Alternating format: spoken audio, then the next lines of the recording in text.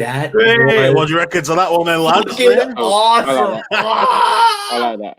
That's all right. I saw Ryan because I've got a screen where I can see everyone at the bottom, and I saw Ryan rocking out to that. I thought it was great. Right, we are live, so welcome, guys. It's Friday night. Welcome to the Friday Arse show for anyone who is actually joining us tonight. Thank you very much for joining us straight away. It's nice to see everybody. So, Jerome, how are we doing, boy? I'm good. I am very good. Yeah, good. Yeah. How are you? Yeah, I'm good, mate. I'm good. I can see you smiling there, mate. Thank you for joining us again, Ryan. How are we doing, mate? I mean, good. I'm doing a lot better than some people. I'm not going to name names in our group chat talking about yesterday's game, but yeah, I'm doing good. You know, I don't want to say excited for Sunday, but I guess ready because I hate Man U so much. So definitely ready. Well, yeah, we'll definitely get on to that. I did want to mention first of all because I think because your show went tits up, didn't it? Really, to be fair, I think you just couldn't be bothered. Max still hasn't gave me the account information. So I still don't have no information. I was gonna do it yesterday. Still hasn't contacted me. So yeah, we'll have a bit of a chat before we break out onto the Man U game. We'll have a bit of chat about the Dundalk game that was yesterday. Jerome, Yeah. did you enjoy the game? It was nice seeing the youngsters kicking about, having a go, wasn't it? But it was a good game to watch because we saw people that we didn't see play. You know, Nelson for me, looked better. I think that's why I enjoyed it. It was just good to see someone else get a run out. Not necessarily the best game of entertainment, but yeah, I enjoyed watching these kids. I tell you what, before it went live and I saw the team sheet come out and I saw Renarson in there, I thought, oh, nice one. The new keeper's getting a good run out. And then I saw who was just in front of him. I didn't realise at the time that Xhaka would be that third defender. And I saw Mustafi and Kolasinac. And I just thought what went through my head was probably something that went through his head. And then he went, boss, am I in tonight? Yeah, you've got the run, mate. You're going to make your debut. All right, great. Who's in front of me? Oh, you've got Mustafi and Kolasinac, mate. They're going to be playing in central defence. yeah, right. Nice one. Cheers, boss. I appreciate that. But it turned out all right. Ryan, go on, mate. I know you're chomping at the bit for this one. Go on. Yeah, I mean, I was excited. I don't want to say I was excited because I'm not the kind of person that loves. I'm not like a big Steve that needs to see the kids. I need to see the kids. I love the kids. I don't. But I did like the change of pace. I was happy that it's our first Icelandic player getting a start in Arsenal colors. So that's always good. But yeah, I was just excited for something different because we've been playing the same kind of lineup, same players, same static bullshit. I hate it. So it was nice seeing players making runs into the box. Mohamed El-Nene kind of making some passes inside the opposition's 18. It was awesome. Watching Reece Nelson being very direct, dribbling. Granted, not against the best team in the world. I get that. We get it. But you can only play the team that's in front of you, and I thought they did a really good job. And for me, it was entertaining because, again, it was just the offensive firepower that we had. It was just different. It wasn't the same Aubameyang with no touches on the ball, and then I'll score that one random goal. We were making the incisive passes. We were making the give and goes. We were doing, we were very active in their 18 and very threatening. And again, I know Dundalk, I get it. But it was just fun to see because I don't care if we're playing the worst professional team in the world. Seeing this compared to what we saw against Leicester, to what we saw against Man City, and to some extent Liverpool, it's a breath of fresh air. It's refreshing to know that we can. Yeah, it was against Leicester opposition, but we can do it. So I guess that's good in a way. So I liked it, and I want to know who El-Nene is. Yeah, so for anyone that doesn't watch me on Same Old Arsenal, I think it was our first show. I called him El-Nene by accident, and I got a lot of shit for it. So I call him that from now on. El-Nene. So and I made a promise to everybody at Same Old Arsenal that if he does score a goal, I will do like the dance. I don't Are you gonna do a happy dance? No, there's like the whip and dance.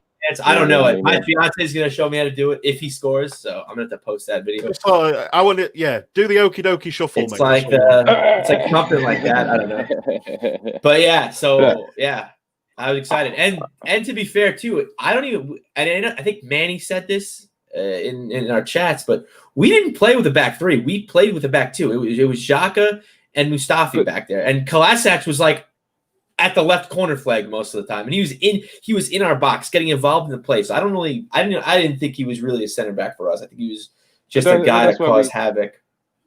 We got to appreciate that you say though, the fact that we're able to play with a back two kind of shows that what would we have done with a better team. A Xhaka and Mustafi back two. Like, but that's think about it. Think about it, Scotty. Yeah.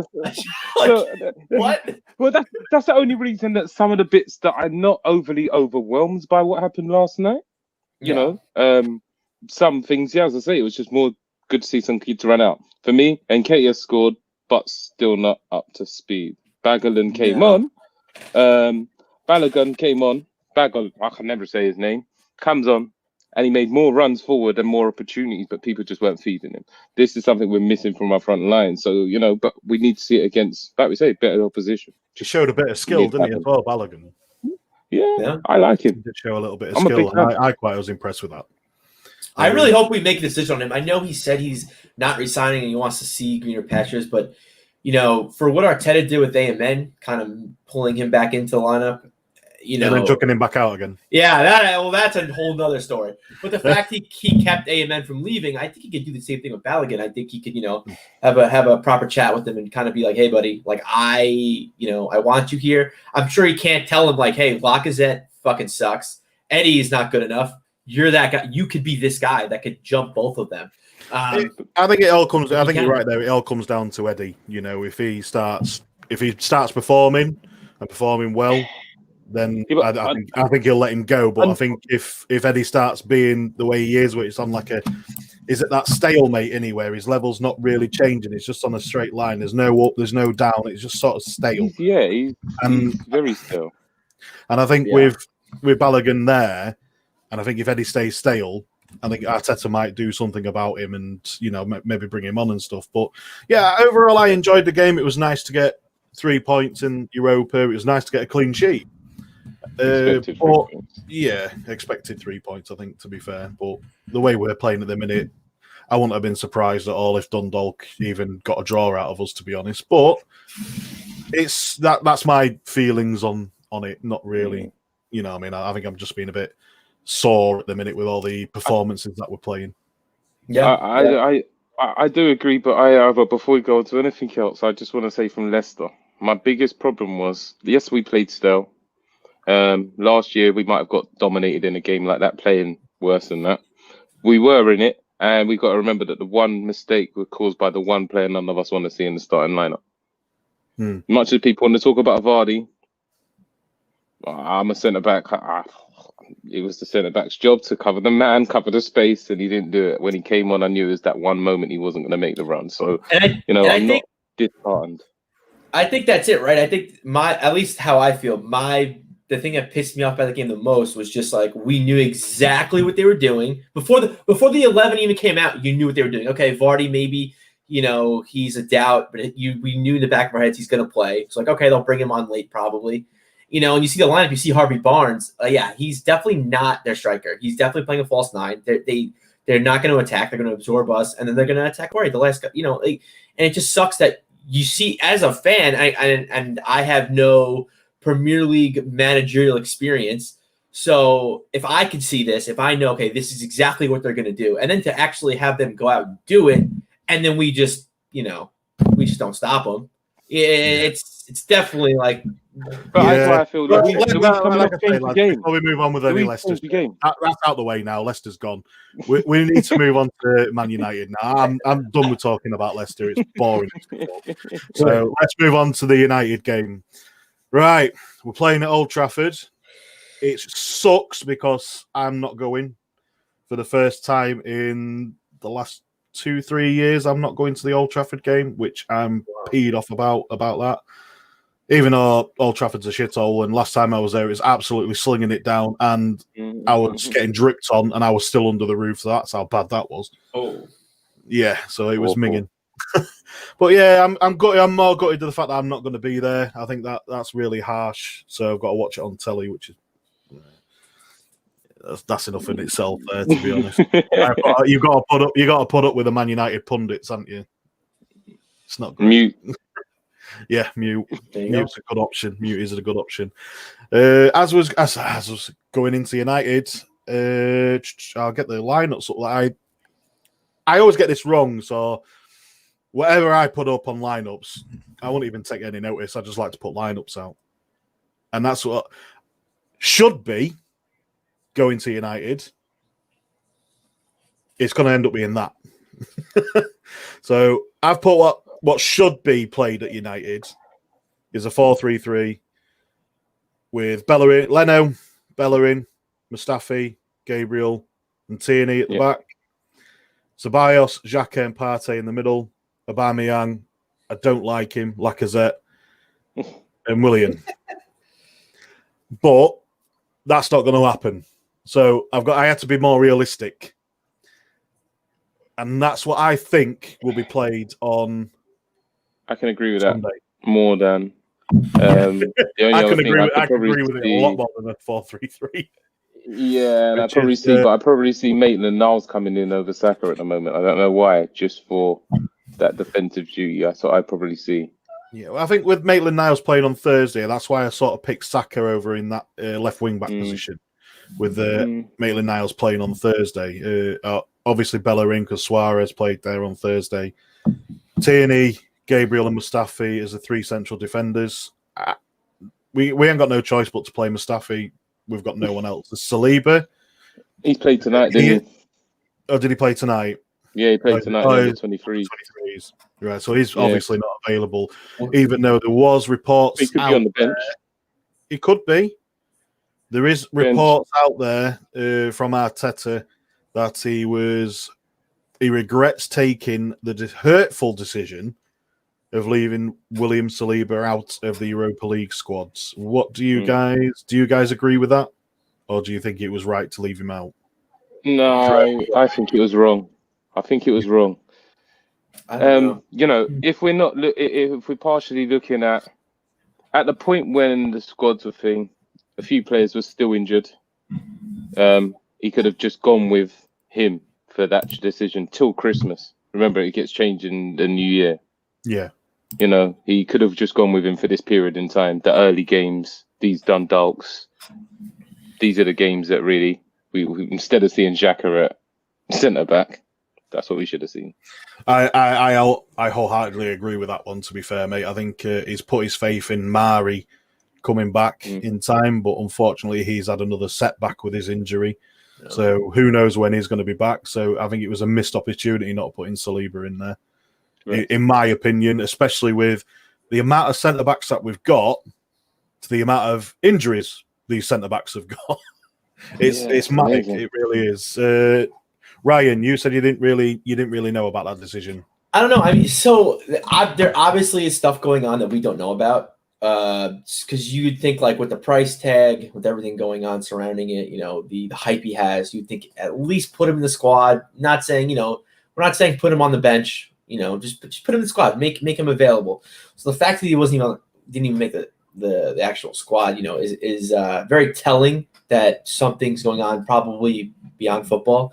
And I also think too that we planned on loaning him out, and I think a lot of things backfired. And I know Arteta came out and said that he wanted to loan Saliba out, and they're going to be very careful to choose what club they loan him out to because of, you know, game time and just the way the teams play, because I'm sure Arteta wants Saliba to play a certain way because, again, people need to realize too, Saliba is not one of Arteta's signings. So that also too could be kind of in the mix of things also.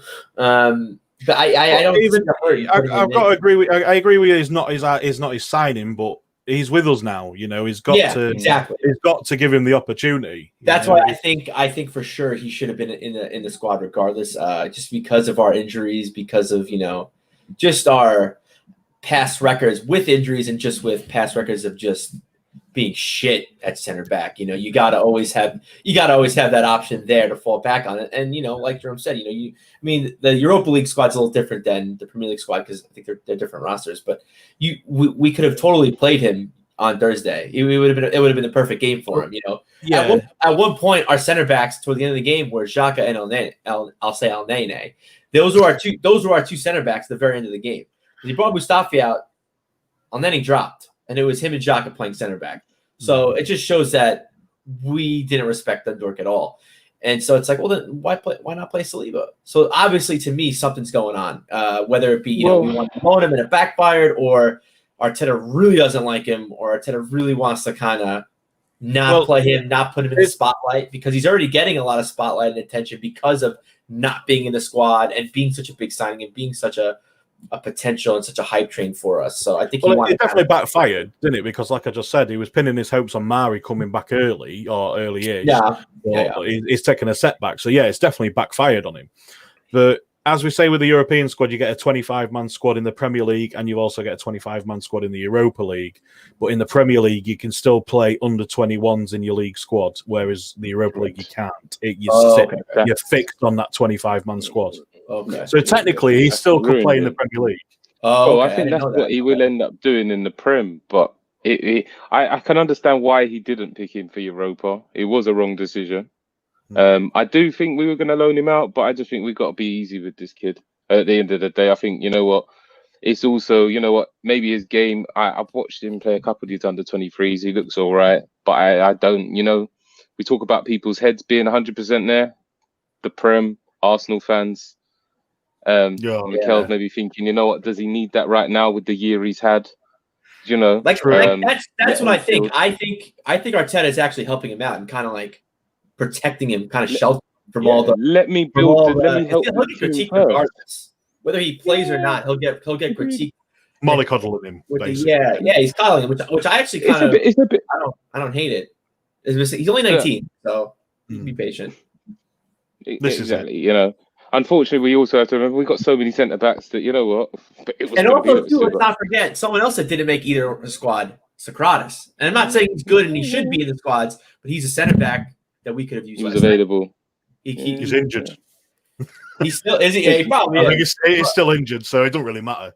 But it wouldn't have mattered anyway. But Arteta didn't even name him in either of the squads, so I don't think Arteta really is worried about the center back position, Mari or not. So. I don't know. Yeah, I think it'd help if he had a full lineup to you could choose from. I think that'd definitely help him out a bit more. But yeah, I sort of agree with you there, definitely. So at left wing backs, we've got Bellerin and not left wing backs, wing back should I say? We've got Bellerin and Saka. That, like we were just saying, that's what we saw. That I can't see any different from that. I know we was on about AMN, but it's definitely going to be Saka, in my opinion, personally, because AMN played on Thursday. So in the middle, I've put Xhaka and Partey. I'd like to see Ceballos in there, but I think there's a bit of favouritism with Xhaka. Yeah, a little bit. Jerome, go on, mate. The thing with Xhaka is, I might not agree, but I've just noticed that, I don't know, the way he is with the team, it's not necessarily he does the best things all the time, but I don't know, it's weird how when he's used in the right way around players, he's not that great, but he can just do a little job, and they see that. I don't know what it is. Sideways and backwards, so that always helps. I don't know what it is with him. Why he always gets picked, but right. He must be doing something right in the dressing room. He must be doing something. Don't know what, but he's doing something. Definitely Partey. I can't see him being left out for this one, if I'm being honest. I know it's Man United, but I just can't see it being left out. I think you kind of leave him out. I can't believe I'm saying this. Everybody knows my my disdain for him, but you kind of in a way need someone like him yell like for a big game like this against our rivals. You need a guy screaming at players, and I think he's like the only guy that's going to do it because Aubameyang's not going to do it. But back to what you were saying about the stuff he's doing off the field, it's a little like what was the report? He came back from Switzerland, and I think he had like 2 days off. They gave him 2 days off, but he came to training anyway, and there's a picture of him side by side in like casual clothes, like talking to Arteta while the team's training, and he's just sitting there like to me he just comes off as like a goody two shoe. Which is whatever, he does. I could see him having a presence in the dressing room. People do like him. Is the ass licker of the class? Yeah, it's essentially, yeah. But like to me, I don't care. Like you could be as brown nosed and as deep as you want. You know, you're not good enough to be in the starting 11 for Arsenal Football Club. You're not good enough to be in the starting 11 for Arsenal Football Club. So I don't understand how he's the first name on every team sheet, because even with the defensive and midfield coverings we give him to make him a better player, I still don't think he's a better. I still don't think he's a better player. You really don't like him, do you? No, I just don't like someone, and I'm racking my brain. I think Lacazette did it against Leicester. Just, the type of player that, he knows he's not going to get to the ball, so he throws his foot out. He just throws his foot out, lazy fouls, lazy yellow cards, and then he's the kind of guy that he'll get touched. He'll fall on the ball and he'll grab the ball and he'll force the ref to make a decision. And, in that situation, 9 times out of 10, the ref's not going to call Xhaka for a handball. So he's just going to call the cheap foul, whatever, keep going. And I've never liked that way of playing football. So I guess he's already rubbed me the wrong way in that sense. But you just want everyone to get on board the El Nene train, don't you? Dude, yeah. And then again, I think that's also like why I like him so much, because get on board. Because I'm like, he doesn't do anything wrong. He's £5 million, man. Five mil, like, it's a gem, man. And he doesn't do anything wrong. He keeps structure and organization, which is exactly what Arteta wants us to do. He's all about structure and organization in the midfield. And I think, bringing on someone like a Thomas Partey, I think he's the kind of guy that could kind of get the ball in low, back deep, and just carry the ball up, make those runs, and all they can cover. And I think Xhaka could do the same kind of thing. But again, I just kind of gave you a brief little 1-2 on things that I don't like from Xhaka's game that could get us into trouble. So and only does El Neni doesn't do that, and El Neni could make those runs into the box also. He's got more of an engine, more. I mean, El Neni doesn't have great athleticism. Don't get me wrong, but better than Xhaka, which I know is not saying much, because I think all three of us have more athleticism than Granit Xhaka. So, but yeah, get on board the El Nene train. Yeah, choo choo. El Nene ain't done nothing wrong, right? I'm not saying that I dislike him, but he hasn't overly wowed me. He'll do a job this season. I feel like he's my Gunduzi for the year. Yeah, he'll be all right. If that makes sense. I don't know if it was Toby or Max said it to me. I thought he played well on Thursday. I think he was in the 18. He was around the 18. He was making passes. He was passing forward. Granted, I'm not saying he made that. What was the pass? The pass he made to Bellerin. Yeah. He didn't do anything like that. But it's just, again, having that presence. We need that presence out, like right on the edge of the 18. That could just be like, hey, because he can shoot. Barcelona, he could shoot. And he's just we don't have that presence on the top of the 18. So can Xhaka. Yeah, exactly. But if we lose that ball, who do you trust to run back? Xhaka or El Nene? Well, neither. But I would rather go with El Nene. Right. Let's get off the El Nene train, because I've had enough now. So front three. I've obviously gone for the Willian on the right, Lacazette through the middle, and Aubameyang on the left. That's not going to change, is it? And Pepe played on Thursday, so yeah. Well, I don't know if you guys saw the reports. I think it was James Benge, the journalist. I probably butchered his name too. Reported that it is more than likely going to happen that we're going to see Aubameyang going through the middle. Which, again, we've talked about. He's never done it. I don't understand people's fascination with this, but given Lacazette's current form, given Eddie's, I don't think he can do it anymore, or he can do it for us, at least right now. I think our only option is to put Aubameyang through the middle. And I don't know if we're going to see it against Man U. I don't think that this is the game to do it, but I do think it'll be very, very soon that we'll see that. So yeah, well, seeing's believing, I suppose, isn't it? Definitely. Yeah. Right, let's see if I've got this the right way. Let's get onto the Man U squad. Yes, I've got it the right way. Just down to what I think that they seem to want, they like the style of play in the league over the Champions League. That's the sort of team lineup I'm expecting from Man United on Sunday. Obviously, Rashford at top. It's a 4-2-3-1 formation. Rashford at the top. Mata, Bruno, and James in front midfield. Behind them in central defence is McTominay and Fred, and in defence they got Wan-Bissaka on the right, Lindelof, Maguire, Shaw, and obviously De Gea in goal. I think it's the same lineup that played against Chelsea, against Chelsea. But with them seeing what they played in the Champions League, I don't think it's going to be much different. Jerome, go on, mate. Do you see anything? I don't. I mean, I'm trying to. No, I don't. I did wonder whether he'd start Tellez, but I can't remember if Tellez played. I didn't watch the game. No, Tellez didn't play in the Champions League. So then that's where I've got a feeling over sure Tellez might start. That's my only feeling because I could be wrong.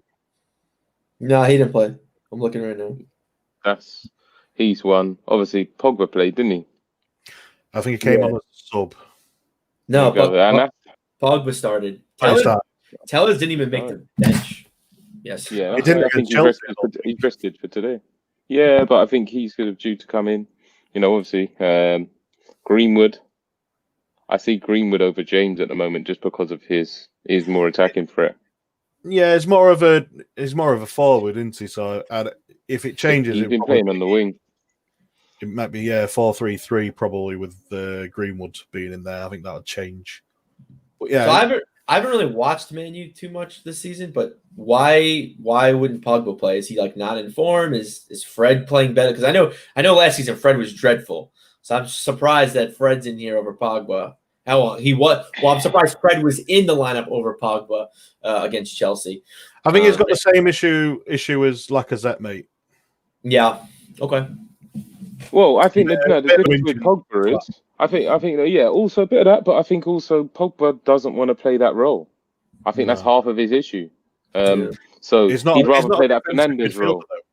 Yeah, he'd rather play the Fernandes. It's more forward, I was reading the other day, this is the problem. We think about Van der Beek being in that team. I'd probably worry a bit more with him in the side with his attacking prowess going forward towards the box. But he can't get a game in behind Pogba or Fernandes. Well, he played against Leipzig. Yeah. He did play against them where basically same position as Fernandes, which I've got here. So it's very similar formation that they played against he sticks with Leipzig. that. So I think because he played in the Champions League, I think Fernandes will come in and he can do a job though, can't he, Fernandes? To be fair. Well, he's going to win at least 2 penalties against us. Be that a penalty or a what do you mean, Mike Dean? You ain't got to win them. Mike Dean's already given them to him. Yeah, Mike Dean for Bruno Fernandes is I don't even know. And you've got to give Rashford one. Look what he's done for the poor kids. You know what I mean? You've got to give him a penalty for that as well. This is what my next question was going to be. If Rashford scores against us, although he plays for Man United, and I don't think this really counts for you, Ryan. It's more for me and Jerome. But if Rashford scores against us, do we call him every name under the sun because he scored, or do you think? Yes. He's trying to do well for the kids. And I say this with passion because it's not about what he's done for the kids, but these footballers do not have the same energy for racism that they endure, so they can shut the fuck up about he needs an MBE because he spoke up for once. How much millions is he putting in? As much as I don't like Mesut Ozil, he donates. He ain't getting no MBE. No. Well, he's German. It's fucking bullshit. What? I've got to lick his ass because he made sure some kids. Did he fucking pay for it himself? Or am I paying for it next year in my taxes? He's asking for it from the fucking government. It's bullshit. He made us pay for it. It's bullshit. I'm cool with it, but he doesn't deserve an MBE for it. In fairness, Jeremy hasn't made us pay for anything because they did vote that notion down. So he hasn't made us pay for shit. But but inevitably, that's what it is. So as much as it's an MBE for him, okay, an MBE for it. Like, come on, he didn't cure it. He didn't donate $1 million himself. He might have done. I don't know. I haven't really read all the reports on it. He could have donated a lot. I ain't got a clue. I haven't got a clue. But that's the politics side to it. But I just wanted to point out: do we celebrate or do we not? I'm going to swear at him as I'm saying. I'm going to swear at him. I'm going to call him every name under the sun. Yes, I will. And then when the game's over, it's like, yeah, he's all right, Rashford, isn't he? I mean, if he has a score, I'll say that. Until Sunday, he's every name. After Sunday, he can be normal again. Right. Up until the kickoff, he's all right. in that 90 No, minutes. he's an enemy right now. He's an enemy. In that 90 Sunday minutes night. is a cunt. And then after the 90 minutes is, he's all right again. Yeah. I'm in the build-up weekend. It's till the game's over. You're a cunt until the end of the 90 minutes. And even after that, you may still be a cunt. If you win a penalty. If he wins. Well, then Mike Dean's definitely a cunt. So Yeah. Correct. Yeah. let's face it on there. Oh, dear. Do you know what? I had something in my head that I wanted to talk about, and it's just gone completely out of there. I haven't got a Scooby-Doo now. What was it? Oh, there was something I wanted to discuss actually with you guys. But I can't remember what it was.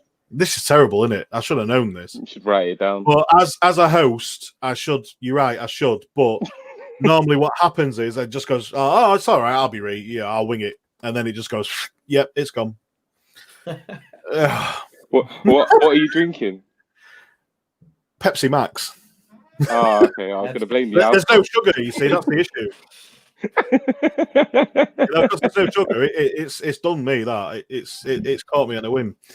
But yeah, that was one of the things. Apparently, the Villa game, which is our next league game, I do believe, is going to be pay-per-view again. Jerome, that's not going to issue you, and neither is it Ryan. So again, that's why I probably don't really want to say anything about it, because it's going to bother me more than anyone else. No, do you know what? I can understand it, man. At the end of the day, not everyone can afford it. Yeah. But like I said before, it's look, I work for Sky, so I maybe have a different perspective about football and Sky and viewing shit in general. I remember it's a luxury. I'm not saying it's right. I'm not saying it's right. Hey, look, everyone says there's always perks to the job, mate.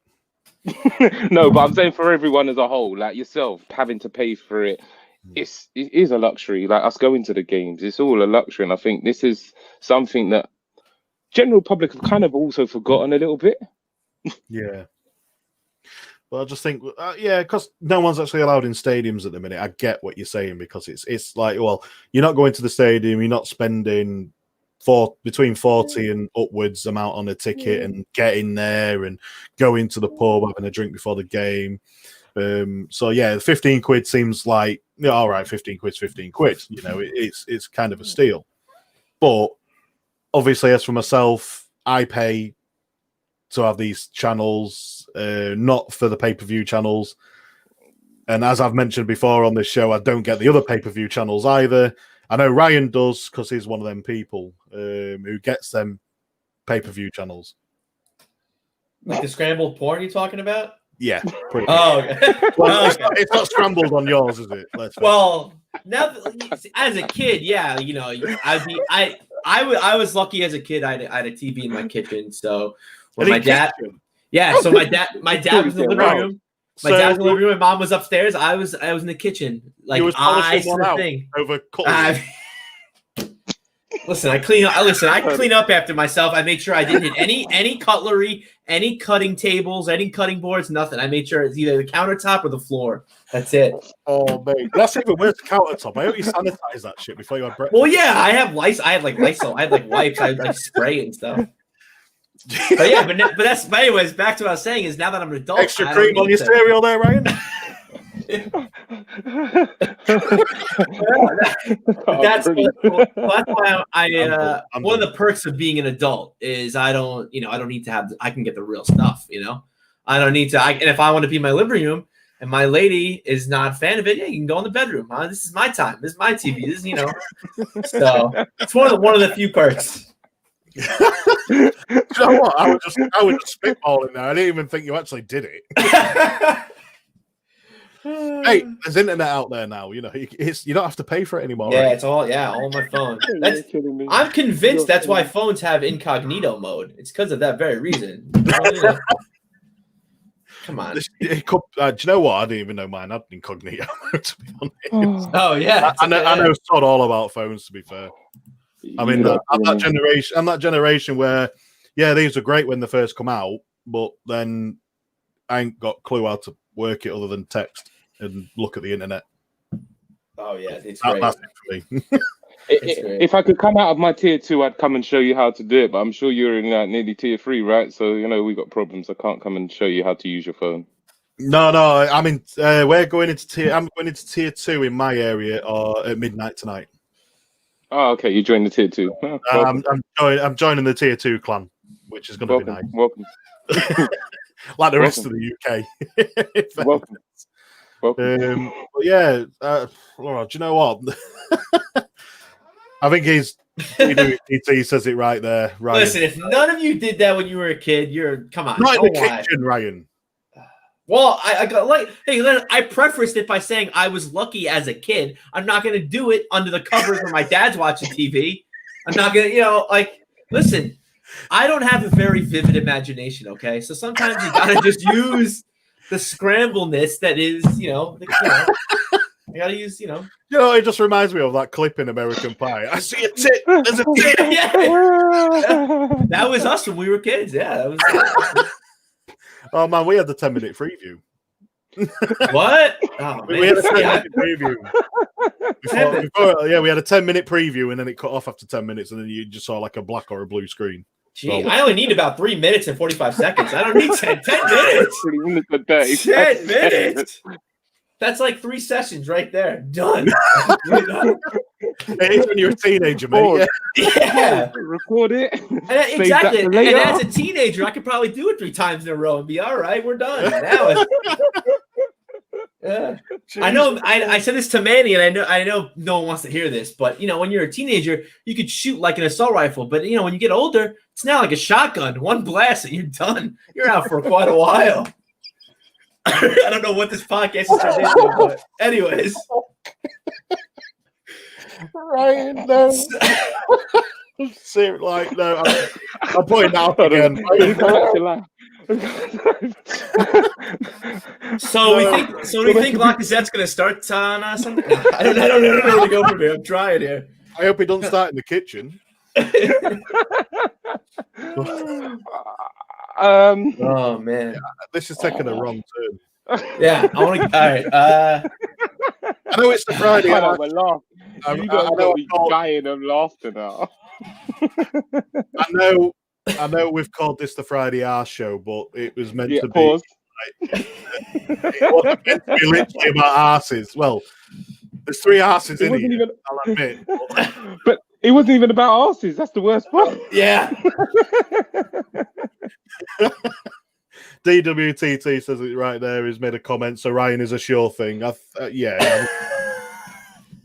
So I have a story about. Well, I don't say story about that. Quick little story. So I was in college. I was at a party. Girl turned me around and said, "Hey, what's going on?" I was wearing a New York Mets hat, an American baseball team. She goes, "Oh, you a Met fan?" I go, "Yeah." Literally immediately just sticks her tongue down my throat. Little did I know, we in college we called her Sasquatch. So I don't want to tell you about. I don't want to get into her looks or anything like that. But yeah, we called her Sasquatch. When you say Sasquatch, it means she's got a beard like what pretty much all 3 of us. That would Sasquatch it to me. That's what I'm picturing Bigfoot. Yeah, she was an Amazonian woman of sorts. But yeah, that's so. I think a short thing. I'm like, yeah, that's. I think it's funny you brought that up, DW. That's the thing. That's something I think of. Like, oh yeah, I made out there. Yeah, she's a Met fan. She likes the Mets. Let's go. And little did I know she is Sasquatch. But anyways, college was crazy. Let's put it that way. I think on this note, I'm gonna have to end it because I've just lost. Yeah. I do have like an actual Arsenal question. So I don't know if we've actually talked about this. So I know Eddie played much about Arsenal tonight, to be honest. We did it for a bit.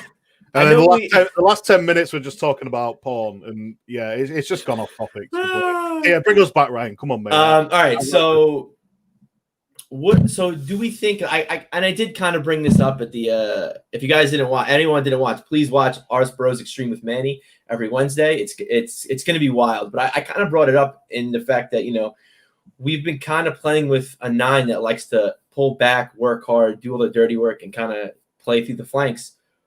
Lacazette hasn't done it, and Eddie doesn't have the body to do it. And we kind of saw, a little bit of Balogun, and he didn't. I'm not saying he didn't do it, but just his quick movements, his movements off the ball, on the ball, and just the way he plays just offered us like a different, like I said before, like a breath of fresh air. A different way to look at things as a center forward. do you guys think maybe Arteta should try to change tactics a little bit with that front, or do you think that's just going to be our thing? We're always going to play, Aubameyang through the left. Play like not Pepe, because Pepe's not really one of Arteta's guys, but I just think Balogun, bringing him on, I just think he looked so good at doing the little things, and I definitely think that if he plays enough for us in this season, I think he's going to definitely score some goals for us just by his runs off the ball. I do think he will alternate. Unfortunately, he kind of has to. As much as Eddie has this little stat record, which it looks great, I think his all-round game doesn't always add that. There's games where he's really been null and voided the whole game. So I think he will start to rotate it a bit more because, like you say, maybe it's not even necessarily. We talk about creativity. I want a striker that sometimes will hold it up and play it back and feed someone else, but I want a striker that sometimes takes the ball and turns. None of our strikers seem to be doing that, so he's maybe going to implement that, knowing Martinelli's still got to come back. Yeah, you've got players that are willing to do that, so he could be interested in seeing if these other guys. I keep talking about the youth a little bit because these youth are the ones willing to maybe try this. The older guys are stuck in that rut, so I think he has to try it different. Yeah, and it's tough because for me personally, like I always saw Lacazette as the striker that you get him the ball in the 18, quick turn, and he just slots it home. That's how he scores all of his goals. And now to have him like kind of like working hard, doing the nitty gritty stuff, which he's a hard worker. He's not, he's willing to get into a tussle, but I just don't think he's got the body to do it. I don't think he really, and we've talked about this on multiple Arse shows and multiple podcasts. He has a little bit of an attitude problem. If he doesn't get his way, he just becomes a whiny cunt. Let's be real. Like he just can't be, he can't be fucked with. And I think someone with that kind of attitude, I think for sure bring the team down. Because I don't think our chemistry is still there. Our chemistry is there where we want it to be yet. So I don't know. I just think I think this is why our starting lineup changes so much, because maybe there's too many characters who are whiny, whingy, like Doozy went. This is where Arteta's having to have his problems and get his authority on it all, even with maybe Lacazette, because they are throwing a bit of toys out there pram when they're not. And you know what? That's why we are seeing the Eddie, as annoying as it's been. So I've said it repeatedly. I said to Arsenal fans all the time, we've got to write off expecting it to be 100% this season. Unfortunately, Arteta's still working with some of the guys that he might not necessarily want. Some of these guys are acting like spoilt bitches, and he's got to work the kinks out and do the best he can with them until we could tweet it out. I feel sorry for the guy to a degree. Now, I thought about this on Thursday. Do we think another monkey wrench in the plans in January? Do you think maybe we'll buy a striker? Like maybe we could not a lot of money, but throw a couple mil at like a young up and coming striker. I mean, unless he really thinks Eddie's going to do it, because I don't think besides stats, I don't think nothing is shown that Eddie can do it. I think anything in Jan's going to be attacking midfielder, if anything. I hope a bit more of a creative player. I think, definitely in January. As to start, as you was asking the question and stuff, I was thinking about it. Eddie, he's got great stats and he's got great goal. You know what I mean? He's the lead goal scorer in the under-23s England all time. He passed Alan Shearer. Doesn't mean he's going to be great. Francis Jeffers was in that top. I think he's in that top 5 list, and look how he turned out. It's a case that he's got some great stats and stuff, but I'm not personally seeing it on the Premier League level for him. I think over the last couple of seasons where he's been in and out of the squad every now and again, I just don't see that magic from him that I'd like to see from a striker, where, Aubameyang, he comes out with that magic. Oh, at the minute, not very often, granted, but he does come out with that little bit of magic where you'll just see him, like I say, he'll pop up from nowhere and the goal's in the back of the net in the top corner, So, yeah, I just don't see that. Lacazette has never shown me that sort of magic touch where you see it go into the net quite often. He's renowned for having goals from inside the box, where he was renowned from that. He's at Lyon, wasn't he? So he was renowned for that there. I just don't see it from him. I just don't think he's got that killer instinct that I want from a striker who's going to have that last touch in the box. when I saw the goal, Eddie's goal against Dundalk, I thought immediately, straight away, if that was Lacazette, that wouldn't have been a goal. I just don't think he would have spotted it. But what about the I don't think he'd have been onto it before? quick enough. Yeah, so my thing is, I think Eddie's best qualities as a striker is he knows exactly where to be at the right time, and he has very good reaction skills. So that's great, and that's awesome. Like, knowing where to be at the right time is great. You know, it worked for him for his goals and leads. You know, it's worked for him in the under-23s. But to me, the Premier League is the best league in the world, and knowing where to be and being there and having that ball drop to your feet and putting it home, it's not good enough. It's not good enough here. You know, being reactionary is not good enough here. You need to have some kind of technical skill. You need to be able to work hard and, you know, get the ball off some of these big monsters. There's monsters at center back in this league. Eddie's not. I don't think he has the ability. I think it's just not in his I guess body structure. I guess he needs to, you know, get sent on loan and kind of beef up a little bit, because being in the right, like I said, being in the right place at the right time. Yeah, he'll score every now and then. Like, perfect example, Thursday. He was the right place, right time, reacted extremely quick, and it was nice. He got us a goal. Great, good. But that kind of stuff is not going to happen so much in the Premier League. These defenders are big motherfuckers, and they're not going to just cough up balls, and then he's just going to be right there. Like, a goalie's not going to, you know, give too many errors up to where Eddie could, you know, capitalize. It's going to take a lot of work and a lot of technical ability that I don't think he has yet. So. DWTT, I think he's asking a question here. So Laka tried it, Eddie, Willian, but Aubrey isn't worth a try. I think that comes down to why is Aubameyang not worth a try in the middle. Yeah, I think you have. At this point, we have to try. I've always got a point on that, though. I think Orbs for me, when you see him in the middle, when he has been played there for us a few times, he doesn't want it with centre backs. He's not that guy that wants it to tussle with a centre back. You know, he's not gonna go shoulder to shoulder with Gomez and run for the ball. Gomez knows that he can give him a brush and that's over. You know, 9 times out of 10, Orbs is that guy that can cut in, or he really needs it played in. But most centre backs, he doesn't want to be in there with them. They're too physical for him. He's not his game. Yeah. No, I can't disagree with that. That would be my point as well, Jerome. But I also want to mix it up a little bit and say, yes, he is worth a try there. But I think with our current setup, I don't think he'd make any difference being in the middle over what we have now in Lacazette and Eddie. I just don't think there's going to be a net difference. Similar to what you were saying, he's not going to be the one that's holding up the ball for the wingers to move past. He's not going to be the one who, you know, cuts across and then, you know, I'm trying to think of the word now. Yeah, cuts across, goes toe to toe with the defender and take him on. I just don't think he's that one to do that. Lacazette sure as hell isn't that one to do that, but he does hold up the ball somewhat. Yeah. But I also want to see. I know we've put up our formation and what our likely team lineup might be with who's going to be on, but I also want to see some difference in there.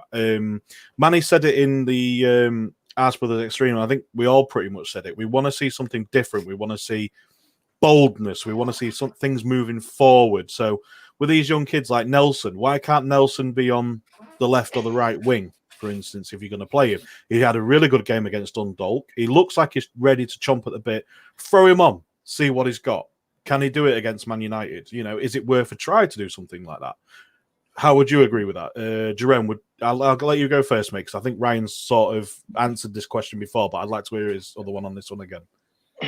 I would like to see something different, but this is Arsenal, and the problem is, Man United away is an experience for some of these kids. Throwing them in at a deep end, as much as we all think, yeah, they should be able to handle it, we all know that place just kind of is a daunting name for some of these kids. You just remember the certain beatings that we've held there, certain situations. Now, I look at the characters that we're maybe going to throw in against a Man United who 9 times out of 10 turn up against us at Old Trafford. And do I think that they would be man enough? Some of them no. I would like to see something different, but the fiery players I want are not necessarily available. That's going to make the difference. Unfortunately for me, Nelson done well against Dundalk, but every time I've seen him in the league, I'm not necessarily the biggest fan. So I'd rather go. For me, it's a bit of go with the devil, but I probably the only thing I would like. We talk about Orbs up top. Look, Pepe had a stinker for me. He scored. He had a stinker. Side ball nets and corners and all sorts. And I think he's a good player, but he's just not clicking. Yeah. But I'd rather see him on the left at the moment. Because for some reason on the left he seems to actually be a lot better over there and whipping the old crosses in and doing bits over there. I don't know. The right don't work for him. Cutting in don't seem to work. I'd rather see Orbs at the top with Pepe whipping it in if I'm going to see something different at the moment. And the thing is, it's not with kids because you think watching them play Dundalk, they have nothing to lose. They want to get in that team and they'll do whatever it takes to get in that team. But in the same respect, I think if we played some of these kids on Sunday, they'll be too afraid to fuck up and they'll play like shit and they'll just play sideways, backwards, sideways. And you're like, no, we put you in because we want your energy, we want something different. But in reality, it's like, I'm at Old Trafford, I'm in the Premier League, I can't fuck this up. I can't fuck this up. So they're not going to try these things that like Reece Nelson, some of his dribbles, I was like, holy shit, if we had some of this in Leicester and Man City, we would have been a force to be reckoned with. But he's not going to do that against these teams because I don't know. I don't want to say these players are scared. I don't want to say that.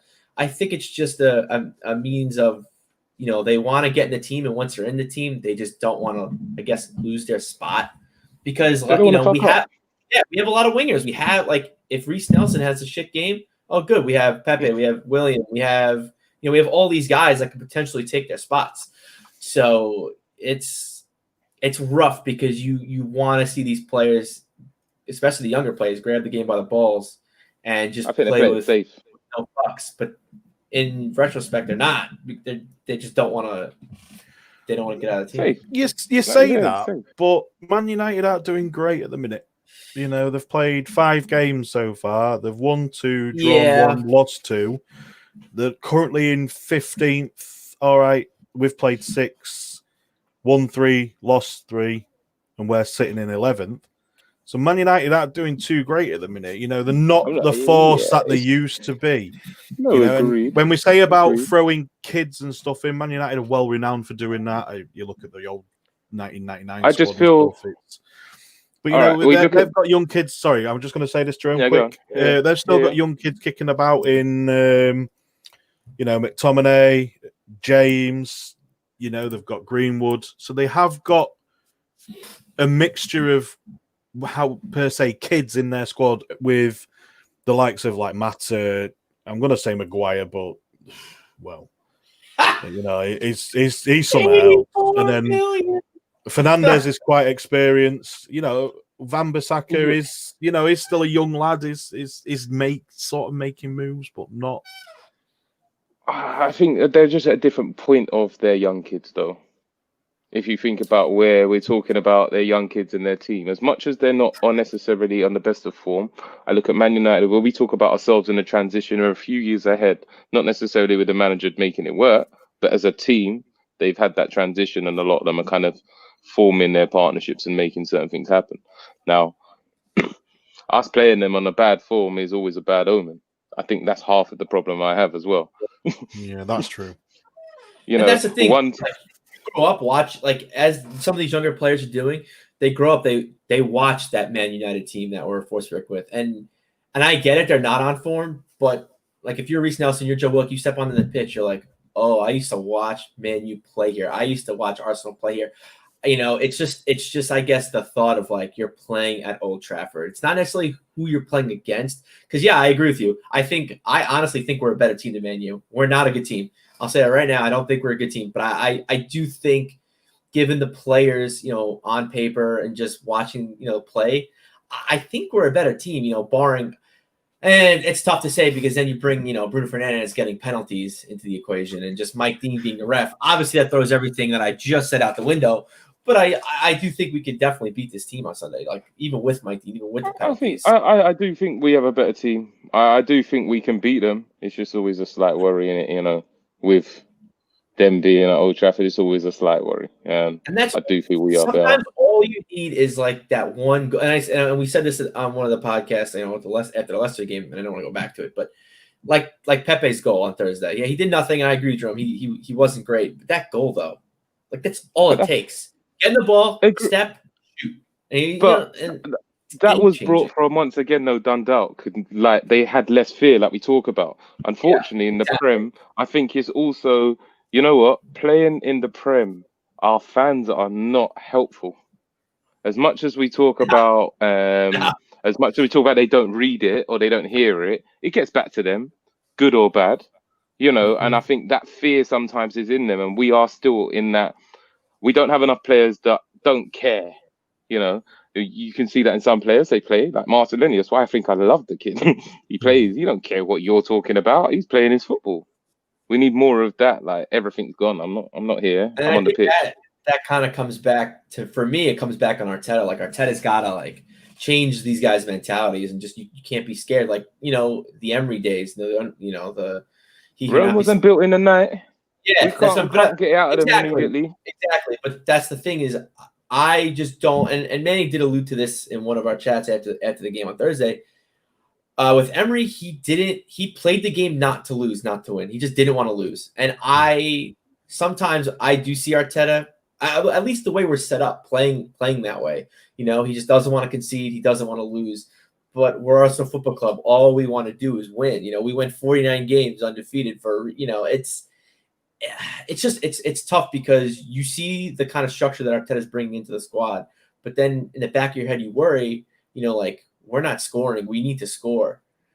But then again, going back to what Manny's saying, all it takes is one. All it takes is like that Pepe chance, you know, like in a Aubameyang shot from outside the 18 that he's done a couple times, you know, fairly recently. But we just need to take our chances, and we need to. Wholeheartedly agree.